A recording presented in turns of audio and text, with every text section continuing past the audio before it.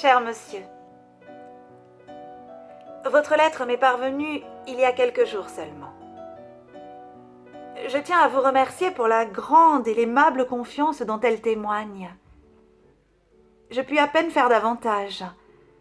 Je ne peux examiner la manière de vos vers car toute intention critique m'est bien trop étrangère. Rien n'est plus superficiel pour aborder une œuvre d'art que des propos critiques. Il en résulte toujours quelques malentendus plus ou moins heureux. Jamais les choses ne sont saisissables et concevables autant qu'on voudrait. Le plus souvent nous le faire croire. La plupart des événements sont indicibles, se produisent au sein d'un espace où n'a jamais pénétré le moindre mot. Et plus inexprimables que tous sont les œuvres d'art, existences fort secrètes, dont la vie, comparée à la nôtre qui passe, dure. Puisque j'ai commencé par cette remarque, je ne puis vous dire que ceci. Vos vers, non pas de manière propre, mais recèlent pourtant des rudiments silencieux et inapparents d'un style personnel. Je le ressens le plus nettement dans le dernier poème, Mon âme.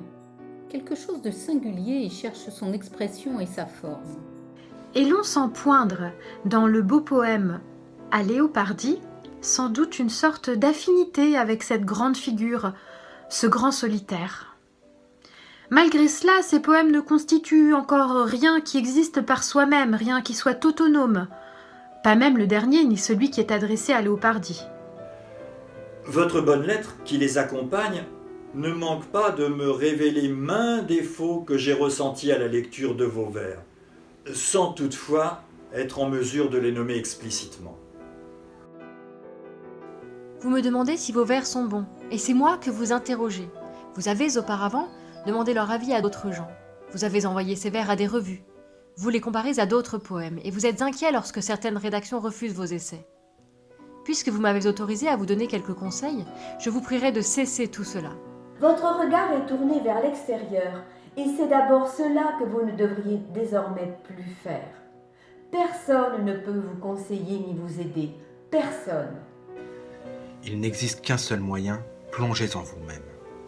Recherchez la raison qui vous enjoint d'écrire. Examinez si cette raison étend ses racines jusqu'aux plus extrêmes profondeurs de votre cœur. Demandez-vous, à l'heure la plus tranquille de votre nuit, est-il nécessaire que j'écrive ? Creusez en vous-même, en quête d'une réponse profonde. Et si elle devait être positive, si vous étiez fondé à répondre à cette question grave par un puissant et simple « Je ne peux pas faire autrement », alors construisez votre existence en fonction de cette nécessité. Jusque dans ses moindres instants les plus insignifiants, votre vie doit être le signe et le témoin de cette impulsion. Rapprochez-vous alors de la nature. Cherchez à dire, comme si vous étiez le premier homme, ce que vous voyez, ce que vous éprouvez, ce qui est pour vous objet d'amour ou de perte. N'écrivez pas d'histoire d'amour. Évitez dans un premier temps ces formes trop courantes et trop banales. Elles sont ce qu'il y a de plus difficile, car donner quelque chose d'original, tandis que se presse en masse toute la tradition des œuvres réussies et dont une part est brillante, requiert une grande force déjà mûrie. Pour ceux que vous offre votre propre vie quotidienne, décrivez vos tristesses et vos désirs, les pensées qui vous traversent l'esprit et la croyance à une beauté quelle qu'elle soit. Décrivez tout cela en obéissant à une honnêteté profonde, humble et silencieuse. Et pour vous exprimer, ayez recours aux choses qui vous entourent, aux images de vos rêves et aux objets de vos souvenirs.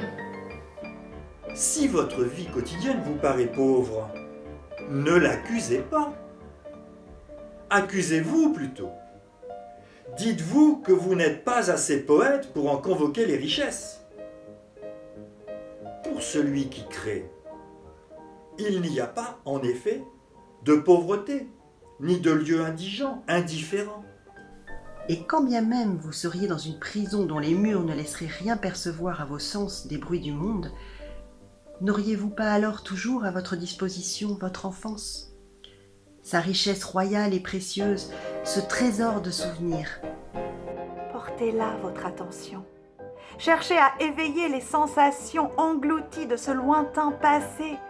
Votre personnalité en sera confortée, votre solitude en sera élargie pour devenir cette demeure à peine visible, loin de laquelle passera le vacarme des autres. Et lorsque de ce retour à son intériorité, lorsque de cette immersion dans son propre monde surgissent des vers, vous ne songerez pas à interroger quelqu'un pour savoir si ce sont de bons vers.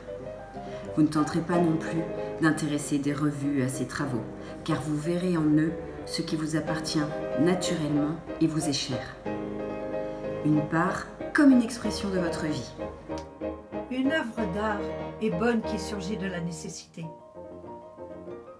C'est dans la modalité de son origine que réside le verdict qui la sanctionne. Il n'y en a pas d'autre. Voilà pourquoi, cher monsieur, je ne saurais vous donner d'autres conseils que celui-ci. Allez en soi soumettre à examen les profondeurs d'où surgit votre vie. C'est à sa source que vous trouverez la réponse à la question de savoir si la création est pour vous une nécessité. Acceptez cette réponse comme elle s'exprimera, sans chercher à démêler davantage. Peut-être apparaîtra-t-il que vous avez vocation à être artiste. Assumez alors ce destin et supportez-en la charge et la grandeur sans vous demander chaque fois quel bénéfice pourrait vous échoir de l'extérieur. Car celui qui crée doit être son propre univers et trouver tout ce qu'il cherche en lui et dans la nature à laquelle il s'est lié. Mais il est également possible que vous deviez renoncer après cette descente en vous-même et dans votre solitude à devenir poète. Il suffit, comme je l'ai dit, de sentir qu'on ne peut vivre sans écrire pour être fondé à ne pas écrire du tout. Mais là encore, ce retour sur soi auquel je vous convie n'aura pas été accompli en vain. Votre existence, de toute façon, saura à partir de là trouver une voie propre et qu'elle puisse être bonne, riche et ample. Voilà ce que je vous souhaite plus que je ne puis dire. Que vous dire d'autre ? Il me semble avoir fait droit à tout ce qui devait être évoqué. Et, pour finir, je voulais encore vous donner ce seul conseil. Développez-vous tranquillement et sobrement en obéissant à votre propre évolution. Vous ne pourrez davantage la perturber qu'en tournant vos regards vers l'extérieur et en attendant des réponses à vos questions auxquelles, sans doute vous seul, votre sentiment le plus intime est à l'heure la plus silencieuse en mesure de répondre. Ces vers que vous m'avez amicalement confiés, je vais vous les renvoyer en même temps que cette lettre. Et je vous remercie encore une fois pour la profondeur et la cordialité de votre confiance dont je me suis efforcée à travers cette réponse sincère que je vous donne du mieux que j'ai pu, d'être un peu plus digne que je ne suis en réalité, puisque je vous suis étranger. Avec tout mon dévouement et toute ma sympathie, Rainer Maria Rilke.